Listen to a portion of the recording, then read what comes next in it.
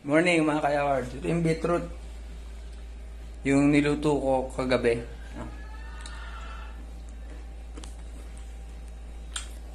Talagang maano siya oh. Para siyang dragon fruit. Medyo lasang kahoy na ano. Masarap siya. Pero siguro kung sa iba hindi dito masasarapan. Baka hindi ito kakainin. Pero